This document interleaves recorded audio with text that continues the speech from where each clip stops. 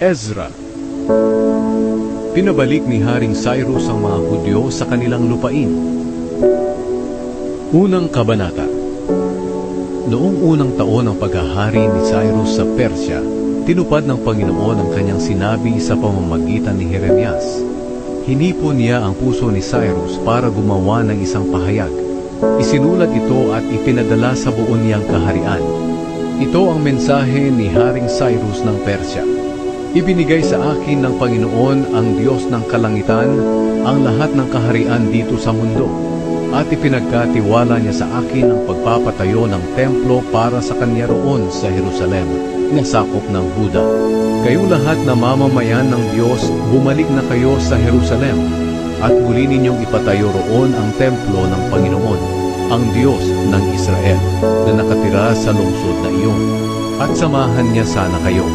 Ang mga natitirang tao sa mga lugar na tinitirhan niyong mga Israelita ay dapat tumulong sa inyong paglalakbay. Magbibigay sila ng mga pilak at ginto, mga kakailanganing bagay, mga hayop, at pagtulong na kusang loob para sa templo ng Diyos sa Jerusalem. May mga Israelitang hinipo ng Panginoon para bumalik sa Jerusalem, kaya naghanda silang pumunta roon para ipatayo ang templo ng Panginoon. Kasama sa kanila ang mga pinuno ng mga pamilyang mula sa mga lahi ni Huda at ni Benjamin, pati ang mga pari at ang mga Levita. Ang ibang mga tao ay tumulong sa kanila sa pamamagitan ng pagbibigay ng mga gamit na gawa sa pilak at ginto, mga kakailanganing bagay, mga hayop, iba pang mga mamahaling bagay, at pagtulong na kusang loob para sa templo. Ibinalik din sa kanila ni Haring Cyrus ang mga gamit sa templo ng Panginoon na kinuha ni Haring Nebuchadnezzar sa Jerusalem at dinala sa templo ng mga Diyos-Diyosan niya.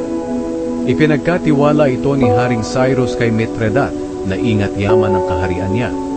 Binilang ito ni Mitredat at ibinigay ang listahan kay Sheshbazzar, ang gobernador ng Huda. Ito ang bilang ng mga gamit. Mga gintong bandihado, 30. Mga pilak na bandihado, 1,000. Mga kutsilyo, 29. Mga gintong mangkok, 30. Mga pilak na mangkok, 410. Iba pang mga gamit, 1,000. Sa kabuuan, may mga 5,400 gamit na ginto at pilak. Dinala lahat ito ni Sheshbazzar nang bumalik siya sa Jerusalem mula sa Babylonia, kasama ng ibang mga pihat.